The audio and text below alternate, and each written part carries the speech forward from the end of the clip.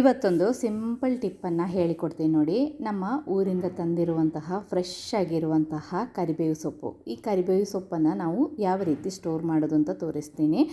ಇದೇ ರೀತಿ ಈ ಕರಿಬೇವು ಸೊಪ್ಪು ದಂಟು ಸಮೇತ ಬಿಡಿಸಿ ತೆಗಿಬೇಕು. ಅದನ್ನು ಚೆನ್ನಾಗಿ ಕ್ಲೀನ್ ಮಾಡಿ ಅದರಲ್ಲಿ ಹುಳ ಉಪ್ಪಟ ಎಲ್ಲ ಇಲ್ಲದಾಗೆ ನೋಡಿಕೊಂಡು ಎಲ್ಲ ಕರಿಬೇವನ್ನು ಸಹ ಇದೇ ರೀತಿ ದಂಟು ಸಮೇತ ಬಿಡಿಸಿ ತೆಗಿಬೇಕು ನೋಡಿ ಹೀಗೆ.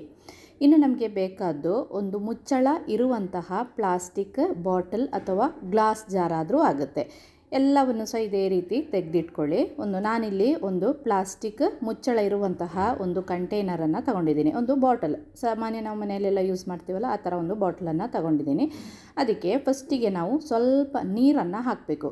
ಇದು ಟೈಟಾಗಿ ಮುಚ್ಚಲಿಕ್ಕೆ ಆಗುವಂತಹ ಬಾಟ್ಲನ್ನು ತಗೋಬೇಕು. ಇದಕ್ಕೆ ನಾನು ಸ್ವಲ್ಪ ನೀರನ್ನು ಹಾಕಿದ್ದೀನಿ.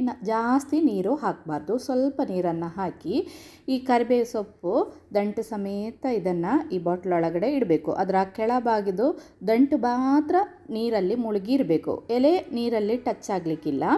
ಹೀಗೆ ಈ ಕರಿಬೇವು ಸೊಪ್ಪನ್ನು ಬಾಟ್ಲೊಳಗಡೆ ನೀರೊಳಗಡೆ ಇಟ್ಟು ಫುಲ್ ಒಳಗಡೆ ಹಾಕಿ ಟೈಟಾಗಿ ಮುಚ್ಚಳವನ್ನು ಮುಚ್ಚಿ ನಾವು ಇದನ್ನು ಫ್ರಿಜ್ಜಲ್ಲಿ ಇಟ್ಕೋಬೇಕು. ನಮಗೆ ಎಷ್ಟು ದಿನ ಆದರೂ ಇದು ಫ್ರೆಶ್ ಆಗಿ ಮರದಿಂದ ತಂದ ಕರಿಬೇವು ಸೊಪ್ಪು ಥರ ಇರುತ್ತೆ. ಆದರೆ ಒಂದು 2-3 ದಿನ ಆಗುವಾಗ ಈ ನೀರನ್ನು ಚೇಂಜ್ ಮಾಡಿ ಹೊಸ ನೀರನ್ನು ಹಾಕಿ ಇದೇ ರೀತಿ ಟೈಟಾಗಿ ಮುಚ್ಚಿ ಫ್ರಿಜ್ಜಲ್ಲಿ ಇಟ್ಕೊಂಡ್ರೆ ತುಂಬ ಸಮಯ ನಮಗೆ ಫ್ರೆಶ್ ಆಗಿರುವಂತಹ ಕರಿಬೇವು ಸೊಪ್ಪನ್ನು ಉಪಯೋಗಿಸಬಹುದು. ಟ್ರೈ ಮಾಡಿ ನೋಡಿ. ಇಷ್ಟ ಆದರೆ ಲೈಕ್ ಮಾಡಿ.